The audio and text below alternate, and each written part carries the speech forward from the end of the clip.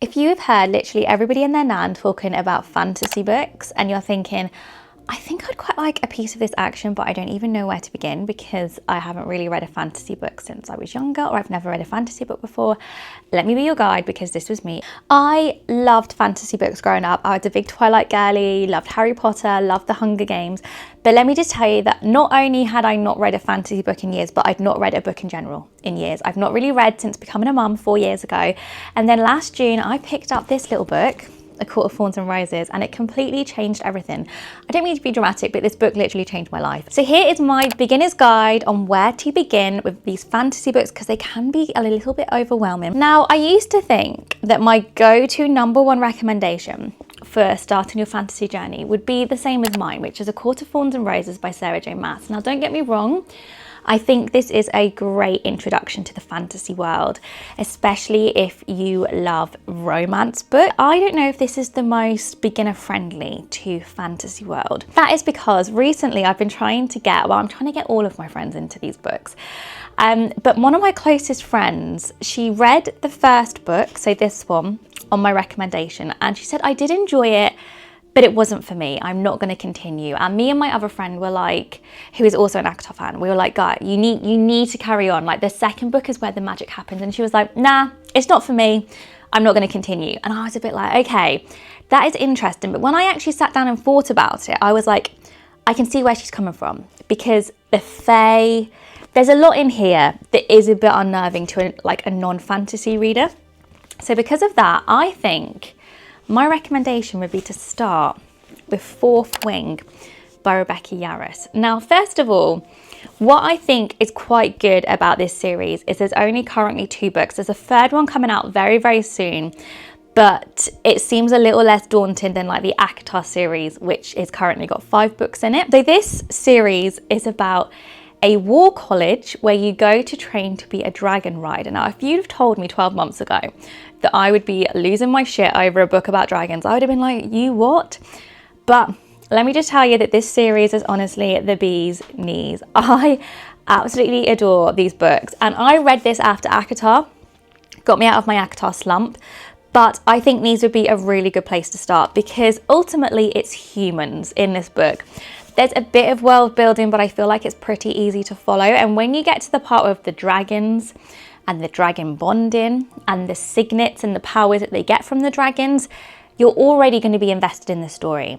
There's a really big romance plot in this. And let me just tell you that Xaden, our guy in this book, oh my God, this is just so good. And I just think it's probably the better one to start with if you're new to fantasy, because I feel like it's not going to be so, oh my God, what the fuck is this? So once you've read Fourth Wing, you've dipped your toe into fantasy, I feel like then it's the perfect time to start with ACOTAR. So A Court of Thorns and Roses, it's a 5-book series, and this series is going to always hold a very special place in my heart because I feel like I said, these books I feel like they've changed my life. I had heard so many people talking about these online. I went in pretty blind, not really knowing what they were about. And I'm not going to lie, I read this first book and I read it really quickly. I was quite obsessed with it, but I was also a bit like, what am I reading? So basically the story focuses around Feyre, who is a human woman. I think she's like 19, 20. Anyways, she is like the sole provider for her family. And one day she's out hunting and she ends up hunting a wolf, which turns out to not be a wolf. She lives in the mortal lands, but there is another land called Perinthian, which is where the Fae live. And Fae and humans do not get on. Humans are pretty much shit scared of Fae. So anyways, she kills this wolf, hunts him, and then her life gets turned upside down when a Fae High Lord comes and says that she has to go back to Perinthian and live out the rest of her days with him because she killed this wolf, which wasn't a wolf. And it's basically following her story of her new life in the Fae world as a human being. Now, not only is she trying to navigate her new life in the Fae world, it's very Beauty and the Beast vibes. There's also a lot of argy-bargy going on within the Fae world. There's a war, an impending war. There's all different courts. There's 7 courts within Perinthian, and she's taken to the Spring Court. Now, every single one of these courts has some kind of curse on it. And yeah, there's a lot going on. Then the second book, A Court of Mist and Fury, which is now my all-time favorite book of all time, that is where the magic happens. And this is what I tried explaining to my friend. I was like, this book is meh, okay? It's all right. Get through it. And then the second book, even the first 20-30% of the second book, you're a bit like, what am I reading? All of a sudden, the magic happens and it will change everything. You will be hooked. You will be so like immersed in this world that you're going to wish that it was real. You're going to wish that you were Fae. Now, after ACOTAR, I think I would go for Quicksilver by Callie Hart. Now, this is very similar vibes to ACOTAR. It's about Fae.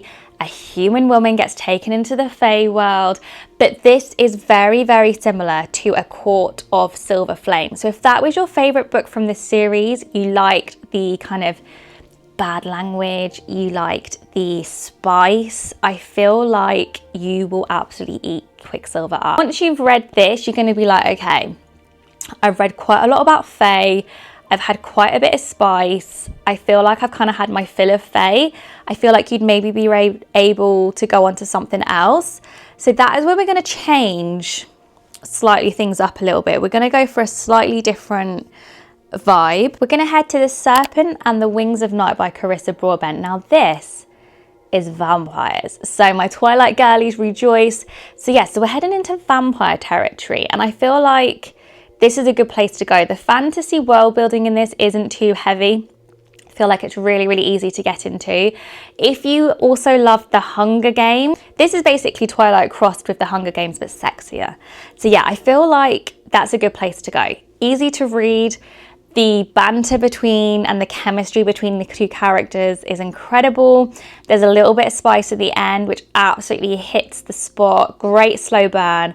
Had a wonderful time reading these books. Now, if you've read all of those books, you're well immersed in your fantasy, you know, your love and life, I think it's time, guys, to bring out the big boys.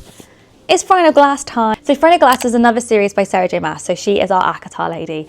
And Throne of Glass, to me, seemed so incredibly daunting. Everyone said to me, you've got to read it, you've got to read it. But I was like, it's 8 books, it's 8 books. And I'd also heard that this is heavy fantasy. There's not that much romance, so I was really scared. But let me just tell you, there's no need to be scared because this series is absolutely wonderful. And it is 100% lives up to the hype. Now, I am going to do a video all about Throne of Glass. I'm going to tell you my reading order that I think is the best way to read. I'm going to talk to you about the tandem read. But I would recommend starting this series by starting off The Assassin's Blade. This is a prequel to Throne of Glass, but I feel like this just sets up the story so nicely.